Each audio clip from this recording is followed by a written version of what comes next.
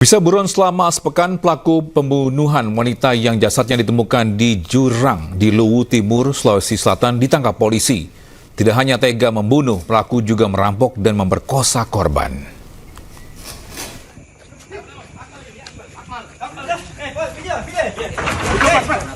Sudah.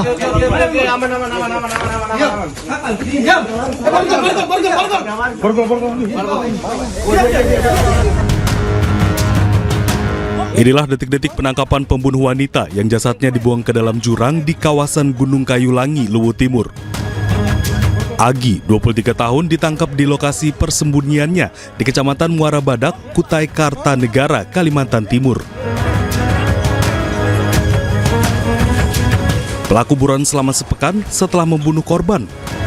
Berdasarkan pemeriksaan polisi, pelaku tidak hanya membunuh, tapi juga mengambil barang berharga dan memperkosa korban. Peristiwa itu terjadi saat korban menumpang mobil travel yang digendarai pelaku dari Palopo. Dalam perjalanan ke Morowali, pelaku berdalih terusik dengan pakaian yang dikenakan korban hingga timbul keinginan untuk mencelakai korban. Kemudian korban sempat lari keluar mobil dan terduduk di aspal. Pelaku mendekati, meninggal dunia. Kemudian pelaku mengambil perhiasan korban dan mengangkat korban, langsung membuangnya ke jurang. Sebelumnya, jasad wanita ditemukan warga di jurang di Trans Sulawesi, Kabupaten Luwu Timur, Sulawesi Selatan pada 13 November 2024. Tim Polres Luwu Timur mengevakuasi korban serta mengidentifikasi kasus. Adanya dugaan pencurian dan kekerasan hingga menyebabkan korban meninggal dunia.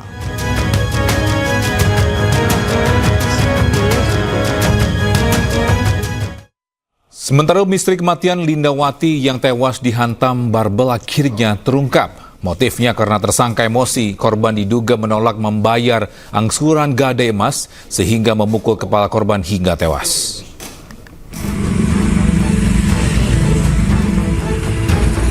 Misteri kematian korban Lindawati, warga Jalan Sutarjo Utara yang ditemukan tewas di sebuah rumah, berhasil diungkap Satreskrim Polrestabes bersama anggota Polsek Genteng, Surabaya.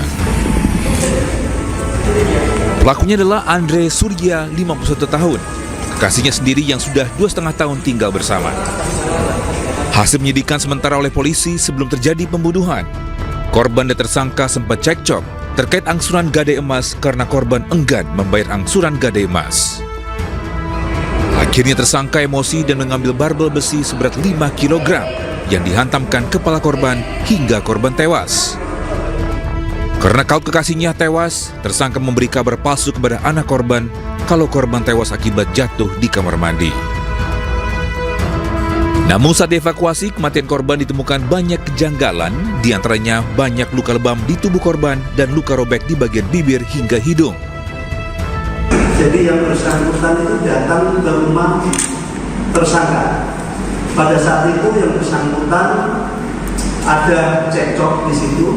Kemudian pada saat disuruh mengambilkan air minum, jadi pada saat ngobrol di ruang tamu, kemudian disuruh mengambil air minum. Pada saat jalan ke belakang, tersangka mengambil piringan atau plat barbel ini yang seberat 5 kilo, langsung ke belakang, kemudian memukul terhadap kepala korban. Setelah korban jatuh, kemudian dipukul berkali-kali, dan di situ juga korban sempat memberi perlawanan dengan cara mencakar leher pelaku dan juga menggigit tangan pelaku. Akibat perbuatannya, tersangka Andre terancam dikenakan pasal 338 KUHP dan pasal 351 KUHP tentang pembunuhan dan penganiayaan dengan ancaman hukuman maksimal 15 tahun penjara. Dari Surabaya, Nur Syafei, iNews melaporkan.